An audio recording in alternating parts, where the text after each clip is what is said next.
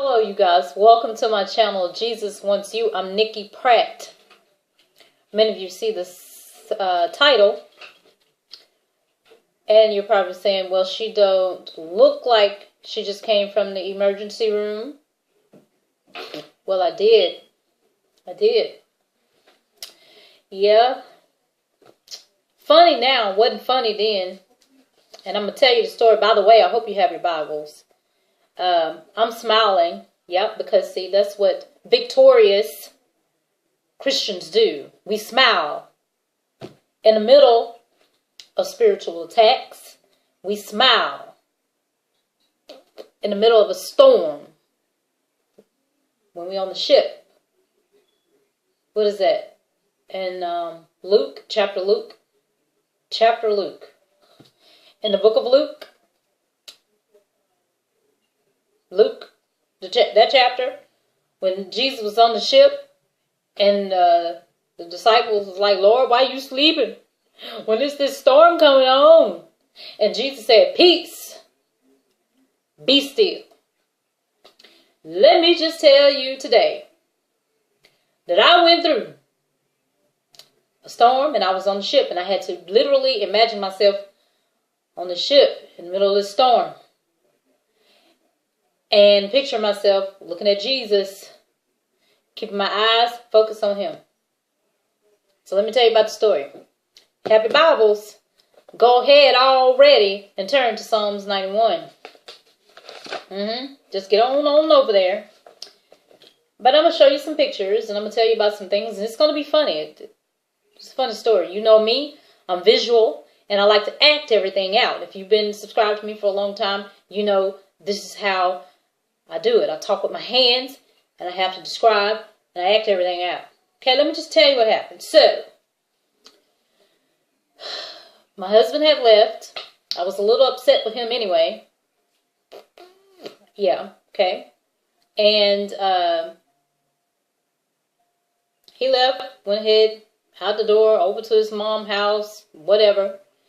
And I called my little 10-year-old in the room because I wanted her to go get the mail out of the mailbox. Okay, so she went and got the mail out of the mailbox. She came back. She said, Mom, here's the mail. I said, okay. Well, in the meantime, my little grandson, while I'm laying in the bed, his mom wasn't watching him. He tears up out of the door. She's upset with him because he gets mud on his brand new tennis shoes. Okay. So I'm getting ready to get on to her because she wanted to get on my 10-year-old for not watching him. Really? It's your baby. So that's one issue. So I call her to my room while I'm opening the mail, okay? So I'm opening the mail. And I come home, I grab a hold to a piece of mail that has a stapler in it, right? So I get it and I open it. And I felt this sharp, hurting pain. Okay? And I look down at my finger. Yeah, this is what it looks like now. No, I'm not throwing the bird. No. This is what it looks like now. But I look down at my finger. Guys, a big, huge staple went in my finger, went clean through my nail, and the other end was hooked looking at me, and the other end of the stapler was looped out, and the mail was still attached. So I had stapler, mail, all attached on my finger. The weight of the mail on my finger was hurting so bad. So I'm looking at my finger, and I'm looking at the staple.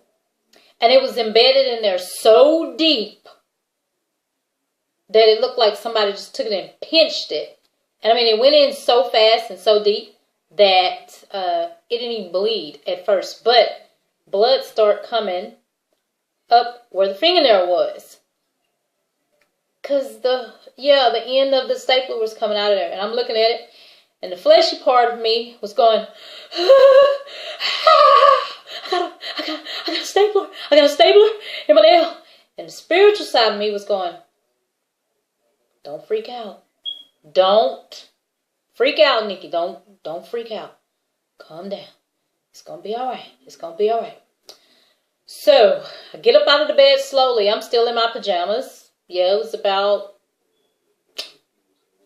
12 o'clock, 11:30, 12 noon. I'm still in my pajamas, just laying down in the bed. So I get out, and I come to the bathroom. Let me show you the mail, by the way. You're probably saying, Nikki, well, I hope whatever mail that was important. No, it wasn't. This is it, okay? It had the stapler right here, if you could see it, okay? You can even see where it kind of got wet right here. It's still a little blood there, okay? This is what the stapler was. And I opened it somehow. That sucker went clean through my finger. Look, really? Something with that on it? That's important? Really? Really? No, it wasn't important. Normally, I look at this mess and I throw it in the trash. But I didn't throw it in the trash. No, she had to open it. And when I opened it, that thing went clean through my finger. So I come in the bathroom. And this is still stuck on my finger with the other end of the stapler sticking out. And I'm freaking, I'm flipping, okay? And I'm like, Lord, it really, really hurts. Help, it really, really hurts. And my little grandbaby, he comes in and I went, Chad, go tell your mama to come here. Go tell him. He went, Mama?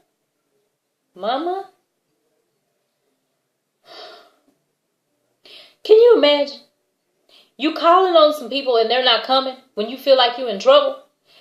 And you got this little 2-year-old repeating what you're saying when you need help. Mama, I said, Chad, go get Shay. Go get Shay. Shay in room. Shay, Mama in room. I know that. I was like, okay, forget it. So I called out to my 10-year-old. And she didn't come. So I called out to that younger twin that was here left in the house. The other one was at work. So I called out to her. And I said, Shay, come here now. I need you. So, guys, look. This thing was attached to my finger, okay? The other end of the stapler is still sticking up through the other. I'm sorry. Okay. This finger here in the process, I didn't know it got stuck too. So, this hurts worse than this. It's crazy. But this just really, really hurt me. Sorry. But anywho, so she comes and I tell her, hold on a second. Hold on. And I tell her, Shay, you're going to have to take these scissors. Actually, they're meat cutters. Whatever works. And you're going to have to cut this off my finger. And I was like, put pressure on my finger and then cut it off. Because the weight of this on that stapler and that thing was bedding my finger, it caused some serious pain. Let me just tell you. So she takes it and she looked at it, she went, well, Mama, just let me take this and get it out. I looked at her. If you think that you're going to touch my finger and I'm going to let you do it, you got another thing coming. Now cut the paper. Okay?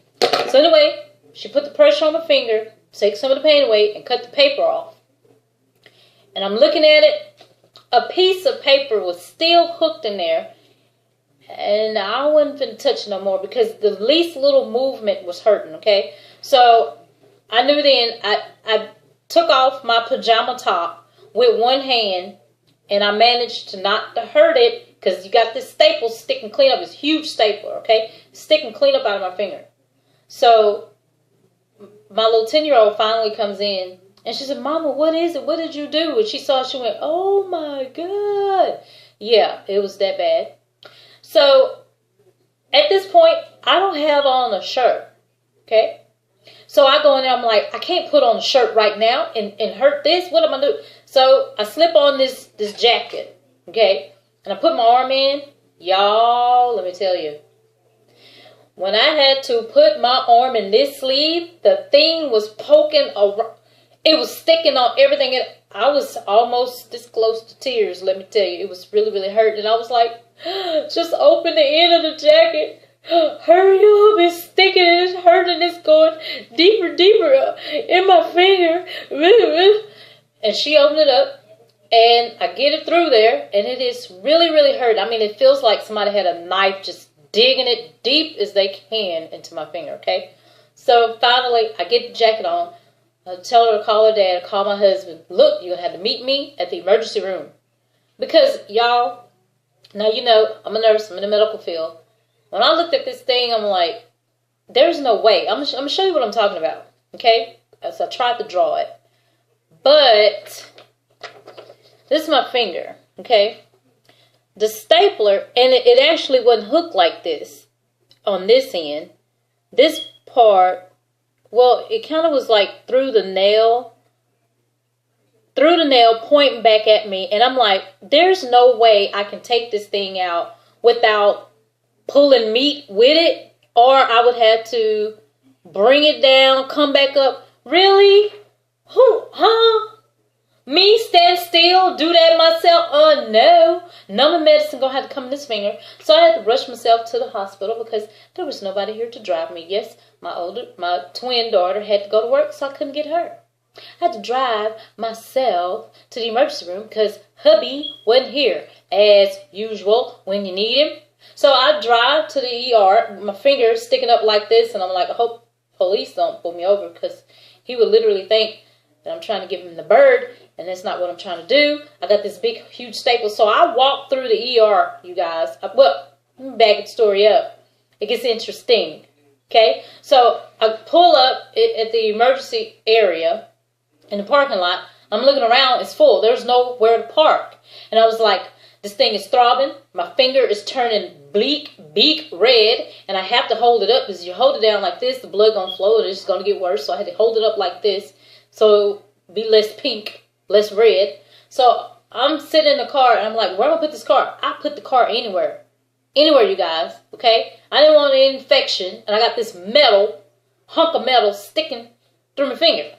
So I get ready. I grab the keys with this hand. I'm right hand, by the way. I drive with this hand. And I get ready to get the keys out with my left hand. Somehow, what made me reach my hand up to the roof of the car? And it hit the roof of the ceiling in the car and went deeper in my finger. And I was just going, whoo. But let me tell you, I forgot to add on something on my way. I was doing some heavy praying, because in the inside, part of me wanted to panic. But like I said, I was imagining I was on that ship. Y'all, I was quoting some scriptures. Let me tell you, me and Jesus had a long talk. And I was quoting, let me share with you what I was saying. I said, Lord Jesus, you said, they shall bear thee up in their hands, lest thou dash thy foot against a stone. Thou shalt tread upon the lion and adder, the young lion and the dragon shall trample under my feet. And I said, Lord, you said you have, because he has set his love upon me. Therefore, will I, that's Psalms 91, and I'm in verse 14, will I deliver him. I will set him on high, because he hath known my name. 15, this is one I was saying over and over. He shall call upon me, and I will answer him. I will be with him in trouble. And I will say, Lord, I'm in trouble. Lord, it hurts. I'm in trouble. Take this pain away. Lord, you said that if I call upon your name, you will deliver me when I'm in trouble. Lord, I'm in trouble. And then I said, and you said you would satisfy me with long life. And I'm just quoting scriptures. Just quoting. Isaiah 40. Fear not, for you are with me, Lord. Lord, you said in your word that by nothing, by any means shall hurt me. You give me power over the enemy. Quoting scriptures after scriptures after scriptures after scriptures, okay? In the middle of the interstate, going down the street, I said, Lord, this is really hurting. Please take this pain away. That pain kind of subsided. It kind of went away. And I had it like this. And it just felt like, and then all of a sudden I just started laughing. It became comical. So I did that, praying and saying my prayers all the way there. But when I got there and my finger hit that ceiling, whoo, let me tell you, that pain. Oh my goodness. I was waddling in the car because the thing had driven further down in my finger, guys. Ow. Keep touching it. I'm sorry. And do I have... Oh, I'm going to check that out. I need to make sure I don't have another piece of stapler or something there, but it really hurts. But this is what it was. So that hook part that was right there, it went all the way down up in there where you couldn't see it. Okay? So I get in the emergency room, and you go to the front desk, and I tell them, I come and I walk in, people looking at my hand like, oh my God, look at her finger. You know, and I ain't had it. Look how cute. I was like, help, you know. So I walk up to the front desk, and the lady said, can I help you? And I'm like, really? You don't see this large stapler sticking out of my finger. You're going to ask me, can you help me? Of course you can help me. Well, yes, ma'am. I have this in my finger, and it hurt so bad. I need some help right now. And she said, okay, I need your driver's license and I'm right-handed. So I went, got my driver's license and my insurance card, gave it to her. And she gets me all these papers. She said, can you sign this? And I look at her like, if I give you that up and down look, you better look out. Just ask my friend Brenda. You better look out. You know I can't sign anything. And my hand is messed up. So she went, okay, before you get ready to leave, just come by here and fill it out. I went, yeah, okay. So I went. Y'all, I sat there for 2 hours. There was some sick people in there. But this couple, they looked over me and they went, I don't know why they just didn't call you back. That looked so painful. They were saying stuff like, woo, you giving me chills. Woo, you make me want to pass out. Woo, I mean, because it was really in there, okay? And I'm sitting there, Jesus, Jesus, Jesus. Because it was hurting. I mean, it literally felt like somebody had a knife just stabbed it. So anyway, I go in the triage. And the lady said, oh my God, what did you do? How did you do that? And I'm saying to myself, is it really important? You see this thing sticking out of my finger. Can we just talk about and focus on getting it out? Thanks. So I tell her I was opening some mail. And then later in the conversation, she says, because I'm still rocking back and forth. And she's like, I can imagine it hurt. Yes, it does. But why is she going to open up her mouth and say this? How many children you have? I said 4. She says, well, surely it doesn't hurt like you having children. Oh, you going to go there? Yo, you know the flesh part of me wants to just punch her in the face. Don't be sitting there telling me nothing about having no children. And by the way, I had C-section, and once I was put to sleep. So I didn't feel anything until they cut me and I told them I was going to feel it. And when I was screaming, they had to knock me out. That don't count. We ain't talking about having babies. We're talking about the staple in my finger. That's what we talking about. Tell me nothing about no babies. You don't want to hear that when you got a staple in your finger and it's hurting. So I looked at her. And she went, okay, I'm going to go. There's not a room, but I'm going to put you, and I might have to put you in a hallway because we're so busy. I might have to get you a bed that's in the hallway. Ma'am, I don't care if you have to put me in a bathroom. I need to staple out my finger. Okay? So anywho, we gets out, and the doctor comes around. Let me tell you something. A smart doctor, and I'm in the medical field, and I was taught by a doctor. And he said, a smart doctor, one with good bedside manner, is going to always listen to the patient. Okay? Get a good history and listen to the patient. He wasn't that type. Nope, he wasn't that type. Let me tell you, I know Jesus was there. That's all I can say. Because he says, oh my God, so how'd you do that? So I told him. And since it had got further down in there, and when you look at it like this, and I had told my husband, I'm like, they're going to look at it now and say that, oh, all I got to do is just pull that out. No, and double no. It's not that simple, people, because it's hooked up under there. And I looked at him, I went, sir, no, listen to me. It looks like that now because I just further drove it in my finger trying to get out of the car and hurry up and get in here. No, you're not going to pull it out like that. I'm going to need some numbing medicine because it's hooked. And I'm trying to describe it. And he was saying, well, if I give you the numbing medicine, it's going to hurt worse than it coming out. I'm in the medical field. I know that. I know that numbing medicine on the tin. Let me just tell y'all. Those you don't know, lidocaine on these tiny little nerve endings are on your fingers and hurt like crap, even on your toes. You got to get numbing medicine there. That really, really hurt. I knew what I was up against. I knew that. Okay? I walk by faith, not by sight. I know what I was looking at. I know it. But I wasn't supposed to pay attention to that. Okay? I know what I wanted and I know what I was up against. So I said, you're going to have to take x-rays because this thing is hooked in there. It's not nothing you can just pull out without you tearing up some stuff. So he said, okay, we'll get the x-rays. They got the x-rays and then he comes back and he says, you're right. It's hooked in there like this. And I went, I know I just told you that, sucker. I know I just told you that, but you not listening. We ain't seeing eye to eye because you want to do what you want to do. But guess what? He gets even worse. He was like, well, I really think you should just let me just go ahead and take it out. And I'm saying, sir, I'm not going to let you do that because I know me.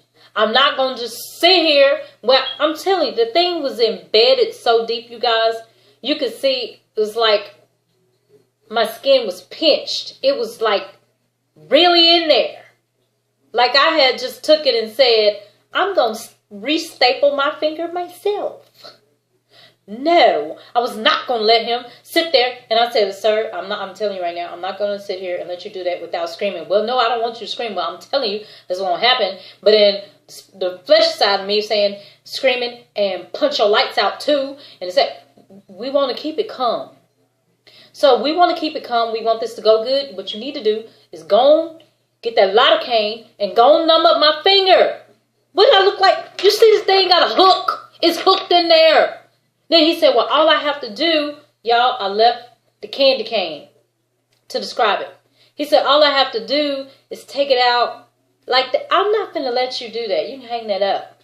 Hang it up. So anyway, he went and got the nurse to get the lidocaine. Did she come? And he's going to look at me because he's mad because I chose me. I'm the patient.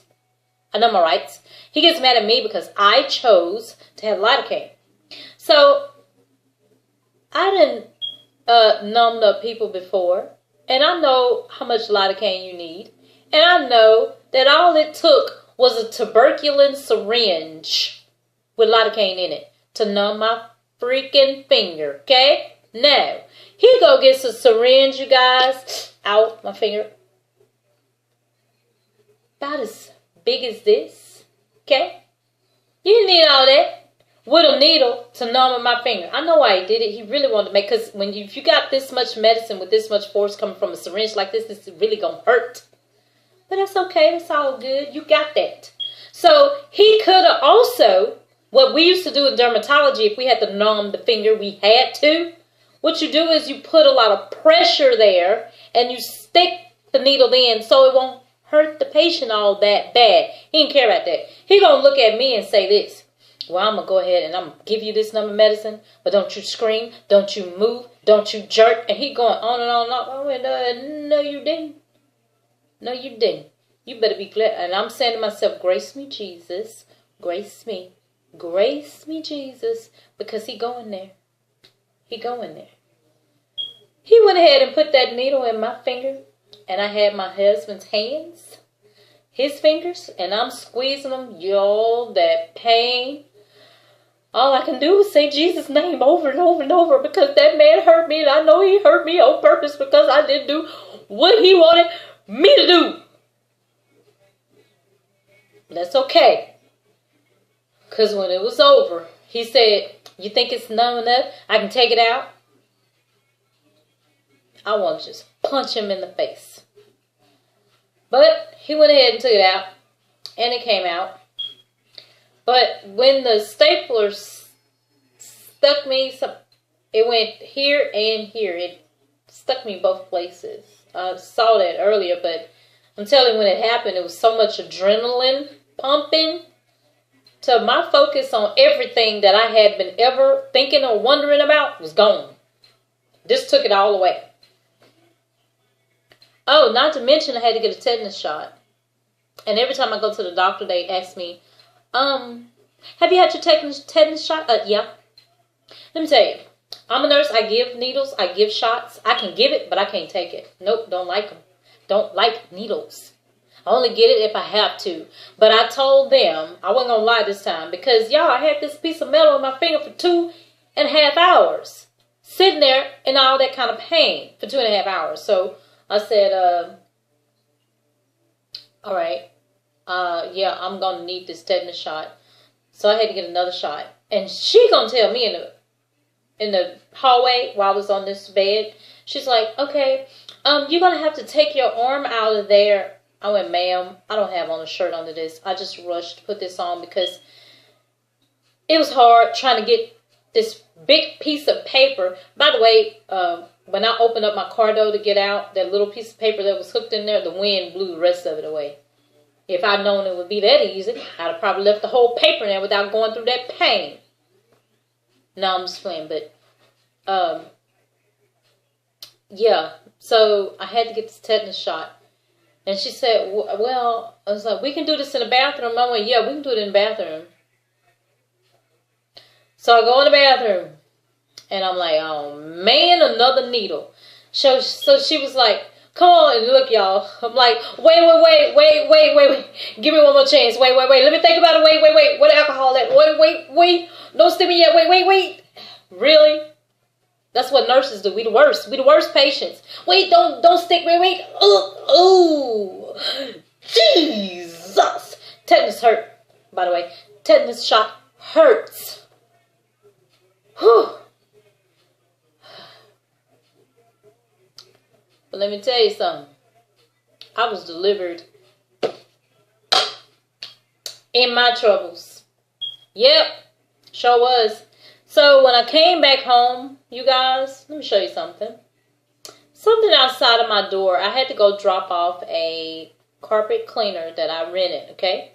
And it was something outside my door that I was mistaken. I thought it was the wind was blowing a pine straw or something. But I looked on the ground and there was this thing crawling on the ground like a snake. Nope, not a worm. Nope. And let me just show it to you. It was real thin, and it was about, this is part of a decoration, okay, that's on my kitchen table, and I took it off to show you what it was like, what it looks like. But it was just this thin, maybe even thinner, but it was about this long. And it was stressed out, and it was just, I mean, I wish I brought my phone in here, because I kind of wanted to show you the video, and it was just crawling around, just like, and I'm like, I never seen anything like this. This is not a worm. No, it was not a worm. And I'm like, it looked like a snake, but it's too skinny to be a snake. Is it a snake? And then if you kind of touched it, it kind of went and held its head up like a snake. I mean, it was freaky. It was something I've never seen before. So I called my husband over, and he looked at it. He just stood there like he was freaked out. I don't do snakes, by the way. And I'm like, I've never seen anything like that. Why is it crawling? And it was really, really like a snake just crawl around on the ground. And he was like, well, I'm going to kick it in the grass. No, you will not kick it in the grass. What you're going to do is kill it, because we don't need it hanging around so it can grow up and get bigger and it can come back and meet me at this front door. No, you're going to kill it right now. So anyway, I get ready to go to my car. Why was there another one in front of my car? So I Googled it. Guess what it said it was? Looks just like it. some form of a California snake. In these temperatures, first off, only problem with that is, I live in Louisiana. It's at California. The thing looked like a stick. If you got any idea of what you think it might be, let me know. But when I looked it up, it sure looked like a stick, because you would mistake it for some type of pine straw or something. But it was some type of California snake. I live in Louisiana. But whatever's going on spiritual will manifest in the earthly. And let me just tell you, these attacks that I've been going through, I count it all joy. Because Satan is mad. Because I have even more plans with this gay agenda stuff. Yeah. And the gay video I did, yeah, he's kind of mad about that. But that's alright. But I have more videos, you guys. More. A plan that I know Spirit-filled, Spirit-led, and it's going to remove some burdens and destroy some yokes, and some people going to get delivered, and he knows that. That's why them things showed up. It was just manifestation let me know. Because why? Guess what the gay capital is? California. Yeah. Uh-huh. Oh, I done figured you out, Satan. It's all good. Because I have Jesus. I count it all joy. No weapons formed against me shall prosper. Oh, I quoted that over and over and over and over. No weapons by any means shall prosper. I'm just saying. You're probably saying, well, why she keep going through? Let me tell you something. Anytime you going through something or you see somebody going through something, you probably saying, well, I don't want to do nothing. No, that means you're not doing nothing. If you're not going through something, that means you're not doing nothing. And I'm not saying that to say that you should want to go through something. No, that's just part of the job. But I count it all joy because greater is he that is in me than in the world. I count it all joy. Many are the afflictions of the righteous, but he delivers out of them all. Yep. So, my arm is hurting. Tylenol, here she comes. This little finger right here, this is crazy. It got less damage, but it hurt the worst.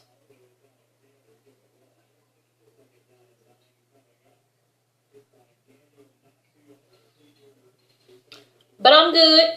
I'm good. This video has been almost 33 minutes long, you guys. I'm going to see you tomorrow. I wasn't even planning on doing a video today, but it's all good. Praise report. That's what it is. It's a praise report.